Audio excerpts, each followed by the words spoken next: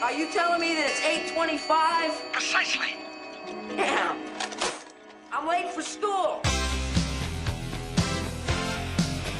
One day in 1985, Marty was late for school and his life changed forever. But what about all the tunes the little kiddies were listening to back then? I'll say this, 1985 was a pretty good year for music in general.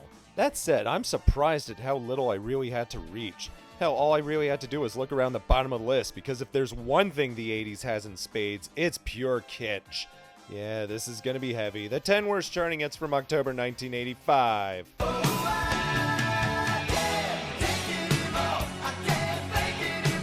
So, I have established that I really like Billy Joel, right? I'm the entertainer, been all around the world. Great singer, great songwriter, great artist, great all around.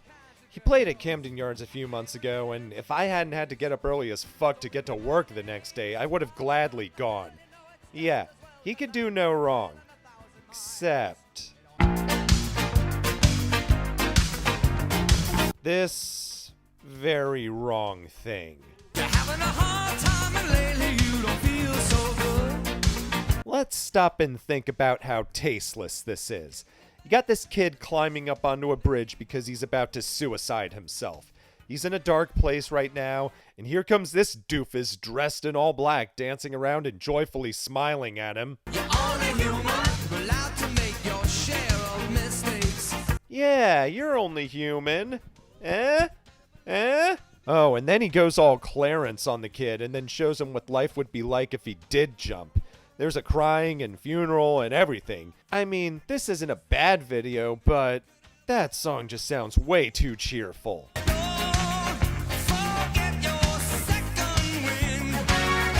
And that's a problem I have with this, especially those Casio horns. Like, come on, really? You're gonna bring that sound into it? This is supposed to get me out of that dark place? Now, I'm not saying they should do like Logic and be all morose and depressing and name the song after the Suicide Hotline, but I also don't feel like being cheered up. You know who did it just right? Kate Bush and Peter Gabriel. Don't give up, you still have us. Now that's a song that helped me through that dark place. Whereas this, the only second wind it ever gave me was a fart.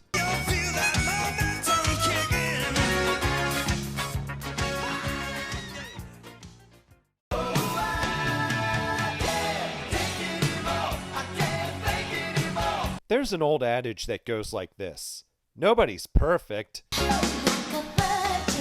And that includes, yes, Madonna, even at her 80s peak.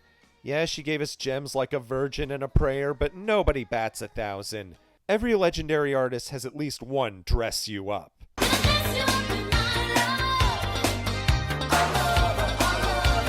Look, this song is stupid. Literally stupid. You got style, that's what all the girls say. It's a mindless Madonna tune whose gimmick is being heavy on the fashion references. Now, I don't have any problems with things like this, but let's just say the execution of this is a fashion don't. Let's start with the hook. Gonna dress you up in my love. Already, this has some pretty fucked up connotations. Imagine if this was by a guy. You can guess what he's gonna dress you up in. And even without that, it's still a stupid line. What, you're gonna dress me up? Why? I'm an adult. I can dress myself. Let me cover you with velvet kisses. Velvet kisses, eh? Okay, but what if velvet's not my style? What if I'm more of a polyester kind of guy? And yeah, that's pretty much what this is. She just then repeats the chorus over and over again because why not? Hey, fashion stores like the Gap need something to sell their khaki pants. God, they're not even trying. Why would they? This doesn't.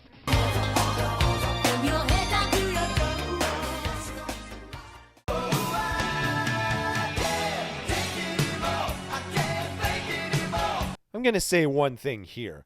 I don't do these videos to go viral or get 1 million subscribers or start making lots of internet bucks. And I'll also say this. Anyone who goes into a project like this hoping to be the next PewDiePie is going to end up being the next Chris Chan at best. I honestly don't care if I ever get paid for this, and I also don't care if I ever get famous. It sounds crazy, but the real reason I'm doing this is there's a sick part of me that enjoys finding shit like this. I was too young, but that's no excuse. And it's also the reason why I don't do year-end lists, opting to do it this way instead, so that I can laugh at this blatant 80s mullet. I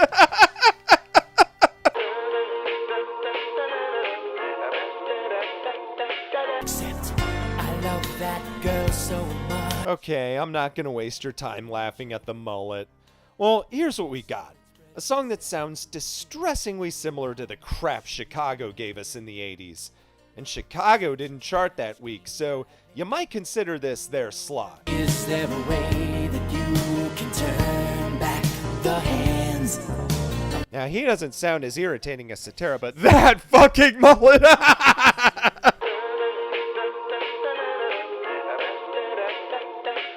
Too soon, I wanted more room. Okay, so we've established that this song is empty. So empty that there doesn't even seem to be a proper video for it, but I gotta say, thank God I found this footage from whatever show this is, because oh god, that shirt, oh god, if he had just popped the collar, I just...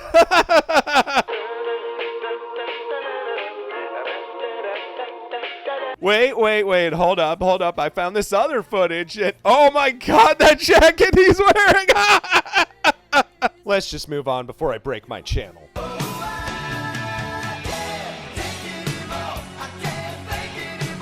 Hey Lois, remember the time the guy from Beverly Hills Cop decided he wanted to try a music career?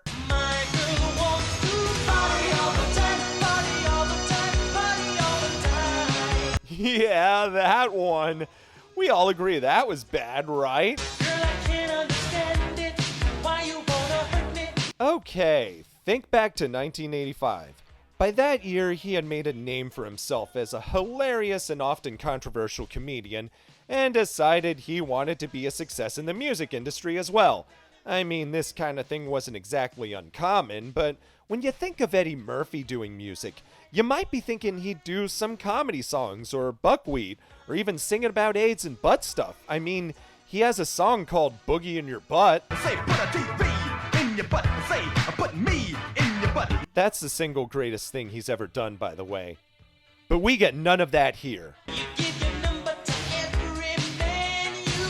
Nope, instead he decides to be a cuck, whining about his girl going out to clubs and partying without him.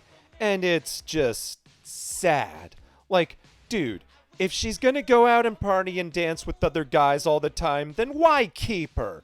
You don't even need to leave, you could just change all the locks when she goes out. Why would she still live in your house? She's the one who sucks. But the defining part of this is in the video, where Rick James is just nodding and smiling along.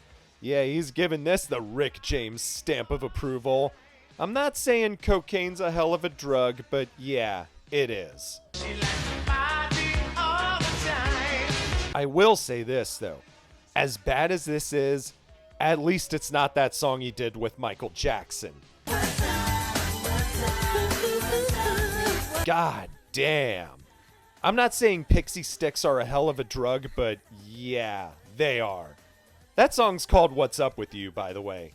Yeah, Eddie, let's go with that. What's up with you?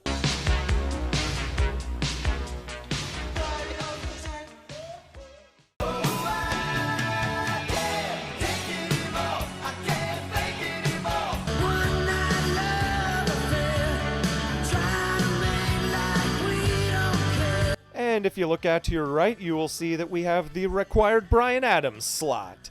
Yeah, he's pretty much making the worst list automatically because Bryan Adams. I mean, is there even anything to say about this? It's a Bryan Adams song. You're getting the same shit that you're getting with all his other shit. The same blah posturing, the same blah raspy voice, the same blah love your girl lyrics, the same blah lack of charisma. It's just more of the same. This one in particular isn't even memorable. In fact, I forget how it goes the second I hit the stop button, which leads me to believe that the only reason it ever made the top 20 at all is the same reason it's on the list. Because it's Bryan Adams, and you love that Bryan Adams. Yeah, it may have been a one-night love affair, but the AIDS you got from it, that lasts forever.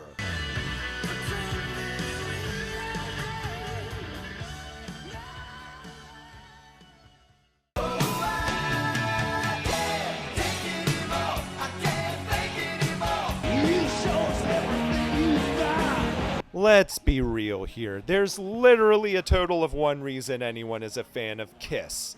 And it's exactly the reason you think it is. I mean, yeah, they have that song and that other song, but nobody goes to a Kiss concert for that. They go to one to see the makeup, the fire, the long tongue, and all the other shit like that. Well, anyway, being that it's close to Halloween, and we have a Kiss song on the charts, I say right now is a nice time for a Halloween special! Is what I'd be saying if the song wasn't this. Yes, unfortunately, we're dealing with the 80s, so no, there will be no rock and roll all night or party every day. Because you see, much like a plethora of other acts that were big in the 70s, Kiss got absolutely neutered. No, seriously, remove the makeup and pyrotechnics and blood spitting and this is what you get. A lame attempt at being the poor man's Def Leppard. And good God, even the video is lame. Like, this shit they're wearing, this is basically generic hair metal wardrobe number 86474. And poor Gene Simmons trying way too hard to do all the moves he saw on MTV is just some of the saddest shit ever. Like, think about this. They were once one of the most groundbreaking rock groups in history, and by the 80s, they were reduced to copying Van Halen and Motley Crue. And you all know what we end up with, right? Crap rock? No. Wuss rock? That's it.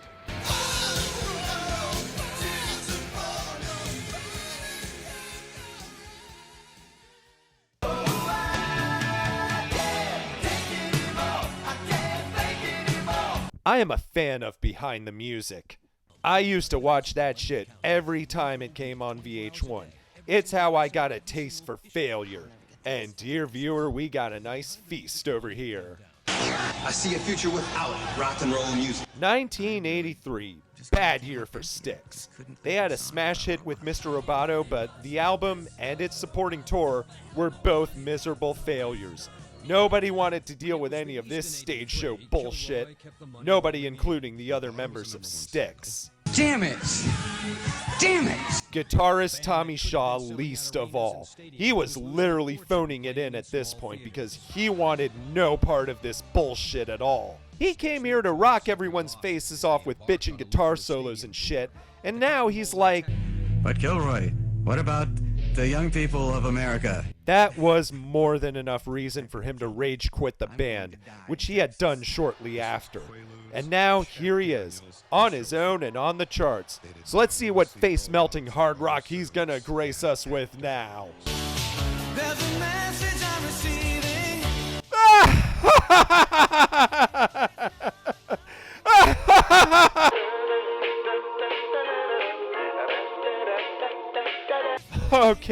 Okay, let's find out what's so fucking funny about this. So, we got babyface Goldilocks over here trying to imitate the Karate Kid soundtrack. And he's hanging around the Statue of Liberty. Why is he singing to the Statue of Liberty? And who the fuck is Remo? What the fuck is any of this?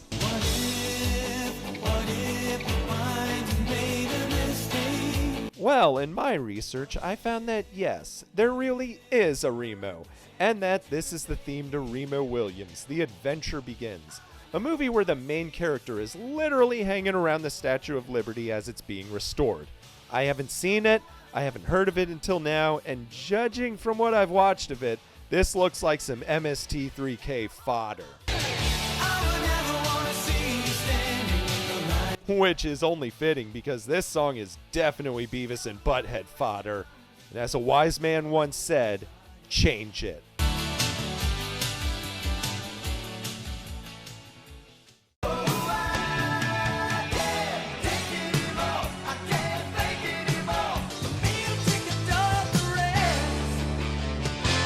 Elton John, one of the greatest artists of the 70s. But again, this is the 80s, except this time we're getting something different. Something I like to call bipolar Elton. At his highest, he gave us some pretty good timeless classics, the kind he and Bernie Taupin had graced us with in the 70s. At his lowest, he and George Michael team up to make a real shit show. Oh man. Oh man. Have I mentioned that cocaine is a hell of a drug yet? Because good fuck almighty. So we got Elton singing about what I'm pretty sure is trying to pick up a high maintenance woman. And we got George Michael in the background just doing... I have no clue what he was trying to pull off, but this ain't it. So we've established that this is one of those who thought this was a good idea songs, but dear viewer, we haven't even gotten to the hook yet. Oh no. Oh god, no. Are you serious? Are you fucking serious? What? You think she's some kind of gift that you can buy at the store and put under the tree and then open it up when eating cake and ice cream? Wrap her up. What kind of horse shit is this? What, you want her wrapped up like a mummy? Wrapped up with enough plastic wrap to suffocate her? Nope, nope, nope, no. This isn't spooky. It's just creepy. And that album, Ice and Fire, you want to talk about shit shows. It spawned only one other hit single, and I will say this about Wrap Her Up. At least it's not a love song to a communist soldier. With eyes that look like ice on fire. You really thought this would tear down the Berlin Wall, didn't you? And there you have Elton's second lowest point, because the next year, he released an even worse album that spawned an astonishing 0 hit singles. And now to wrap this up and toss it in the garbage where it fucking belongs.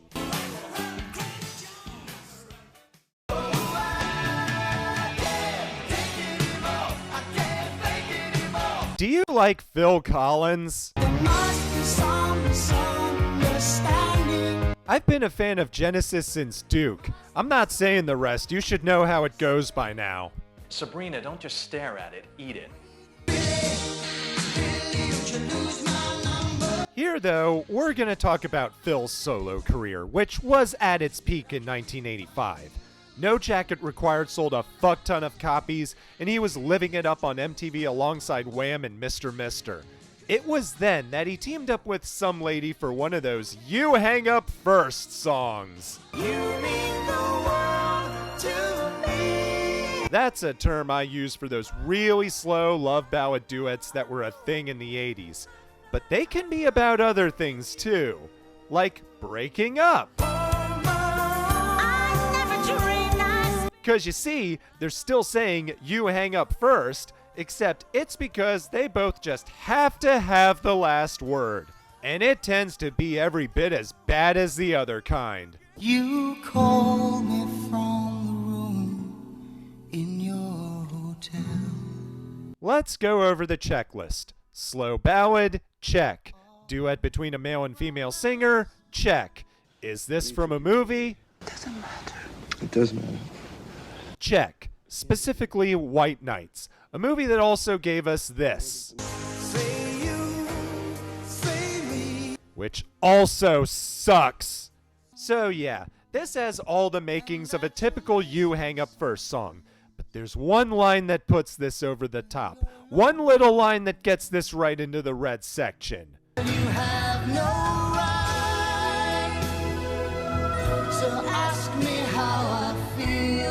You have no right is a phrase little kids use when they get grounded by their moms. You have no right. You have no right to take away my Nintendo! Where?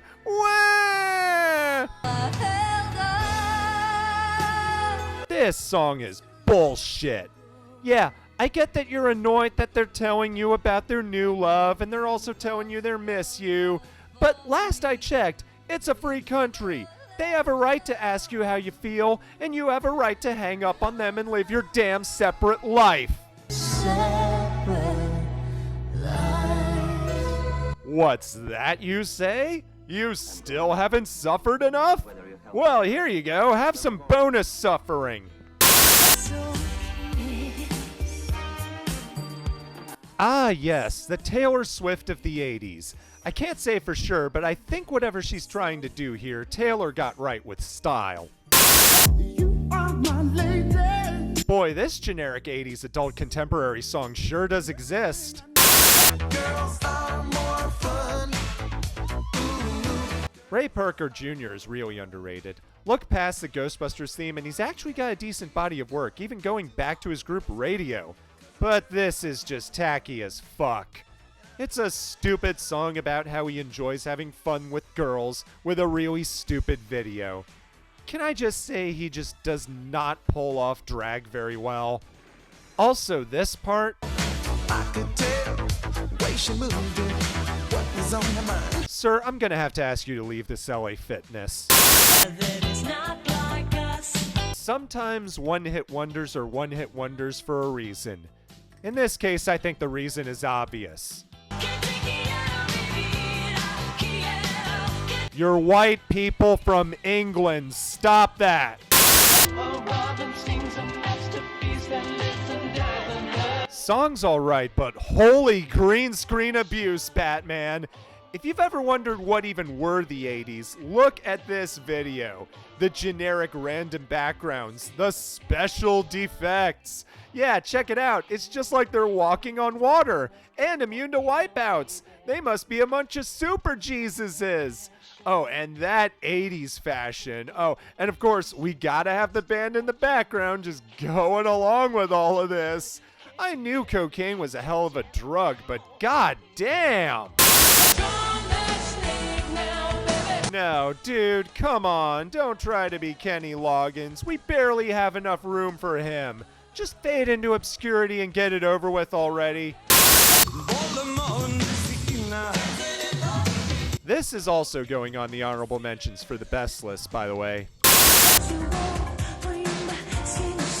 Diana Ross is a legend. I will give her that, but man, the 80s turned out to be not kind to her.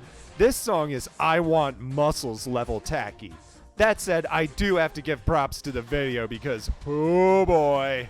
Okay, so we got Diana Ross in this scary jungle setting, and some pathetic yuppie guy wanders into there because reasons. She finds him and then takes him to her crumbling mansion and just proceeds to torture the fuck out of him. And it's all in glorious black and white, like you're watching an old drive-in movie from the 50s. I don't ever wanna be eaten alive. And that, dear viewer, is how you do a Halloween special!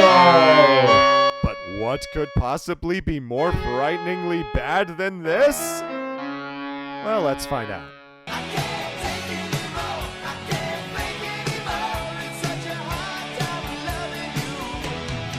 You know, I really didn't have any problem picking my number one. Sure, there was a good deal of laughable travesties that might have ended up on here, but I will say this. My first time going through the list, I found something that I just knew was destined for this spot. Something that I literally couldn't imagine having anywhere else but here. Oh, yes. Welcome to Cod Reggae Hell. Well, I don't know, baby, if that's true. You got me, baby, I got you. You know the river Styx, right? This is what they play on the cruise ships there. No, not stuff like this. I mean literally this. over and over and over again forever. It's like Groundhog Day, but it's Garbage Day. Put your little hand in mine. I mean, I don't even need to tell you anything, right? It's UB40, the white guy from England with a nasal voice, doing an awful Cod Reggae cover of that awful Sonny and Cher crap. I'll say this though, Chrissy Hind is a better Cher than Cher, but do you want to know what this song is really missing? Something you would expect to hear in this song? Behold. Baby, I got you, baby. You hear that? That dun dun dun dun. No? That's because it's not fucking there! I mean, come on, UB40. If you're gonna do a cover of this garbage, you're gonna at least have the decency to have that in. I mean, listen to this. See, Beavis and Butthead can do it, and they're the textbook definition of too dumb to live, so why couldn't you have at least tried? I got you, won't let go. This song is a barrel of bullshit. Took the original and literally sucked the soul out of it until it's nothing but a hollowed out corpse. It's only appropriate then that this makes it to the top of my worst list, and that's what you call a Super Stealth Halloween Special! I'm the CHR83, and I don't got you, babe, but Shang Tsung sure does. I've got you, baby.